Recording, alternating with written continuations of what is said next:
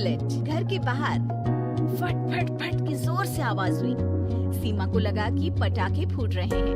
वो डर के मारे घर से बाहर निकली।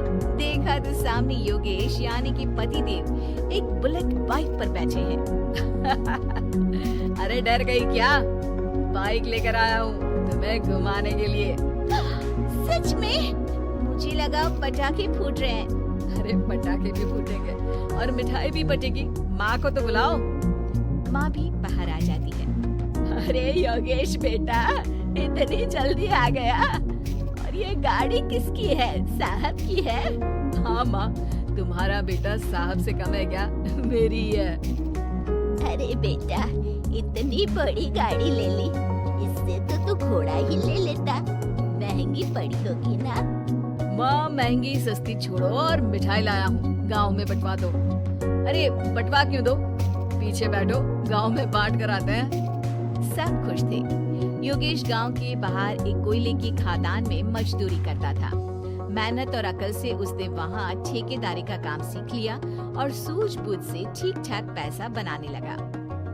गांव में बात फैल गई कि योगेश के घर धमाका गाड़ी आई है।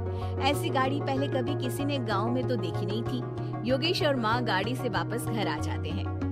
बेटा, बाबूजी ऊपर से देख रहे होंगे और आशीर्वाद भी दे रहे होंगे तुझे। वो होते तो उनको भी घुमाता माँ। पूरे गांव में नाच नाच के मिठाई बांटने जाते, जैसे मैंने नाच नाच के बांटी थी जब वो अपने लिए एक साइकिल लेकर आए थे।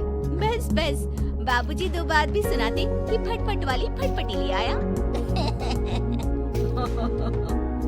सीमा आगे कहती है, अपने लिए तो ये गाड़ी ले आए और मेरे लिए? अरे ये गाड़ी तुम्हारे लिए ही तो है। पक्का मेरे लिए है? अरे पक्का तुम्हारे लिए है। अगली सुबह जब योगेश सो रहा होता है तो उसे बाहर से गाड़ी की आवाज आती है। वो घबरा कर चिल्लाता है, चोर चोर, मेरी गाड़ी ले जा रहा है, चोर चोर। माँ भी जागती है और योगेश के साथ दरवाजे की तरफ भागती है। जैसे ही दोनों बाहर निकलते हैं तो देखते हैं कि सीमा गाड़ी चला रही है। अरे बहू, नाक कटवाओगी क्या? ये क्या कर रही हो? अरे गिर जाओगी, ये क्या कर रही हो तुम? सीमा गाड़ी को रोक कर कहती है, सारे गांव में घुमा लाई, कहीं नहीं गिरी। क्या? सारे गांव में घुमा लाई? अरे लोग क्या कहेंगे बहू? सोचा क्या एक बार? यही कहेंगे कि कितनी अच्छी गाड़ी है। अरे तुम्हारे बारे में। हाँ, कहेंगे ना कि देखो कितनी अच्छी गाड़ी पर बैठी है। बहू गाड़ी रखकर योगेश और सासू माँ के पास जाती है। तुमने कब गाड़ी चलाना सीखा? हमारे बाबूजी के पास पुरानी स्कूटर थी, सीख ली। फिर स्कूल में एक मास्टर जी भी ऐसी ही गाड़ी लेकर आते थे, उन्होंने सिखा दी।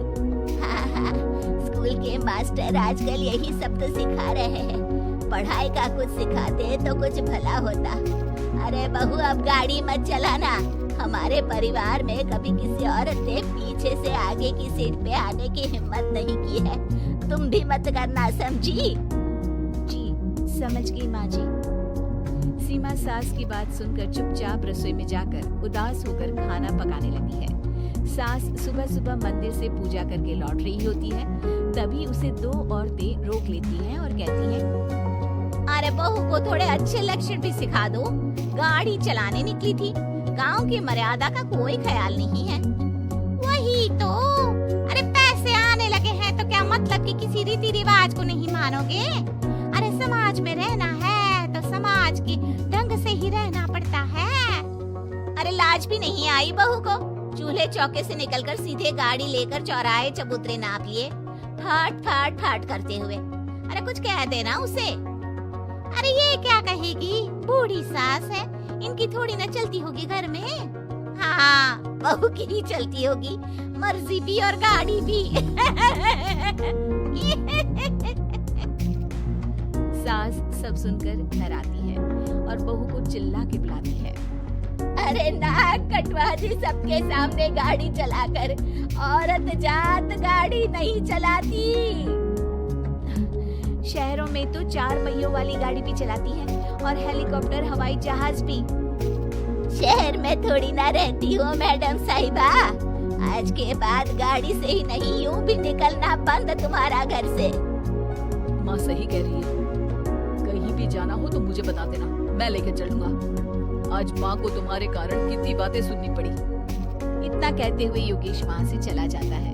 बारिश की वजह से कारखाने के रोड पर कीचड़ रहता है, इसीलिए योगेश गाड़ी घर रख कर जाता है और किसी से लिफ्ट लेकर कारखाने पहुँचता है ताकि नई गाड़ी गंदी ना हो। लेकिन शाम को इतनी तेज बारिश होती है कि उसे वापस आने का कोई साधन ही नहीं मिलता। बारिश बढ़ती जाती है, रात के 11 बज जाते हैं। रास्ते में एक नदी का ब्रिज है, अगर उस पर पानी आ गया तो योगेश कारखाने में ही फंस जाएगा।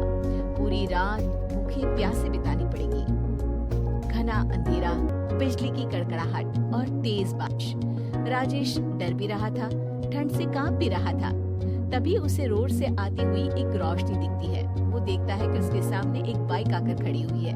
वो ऊपर वाले को धन्यवाद देकर उस बाइक वाले आदमी की तरफ बढ़ता है, पर पास जाकर देखता है तो भौचक्का रह जाता है। सीमा, तुम यहाँ इतनी बारिश में गाड़ी पर?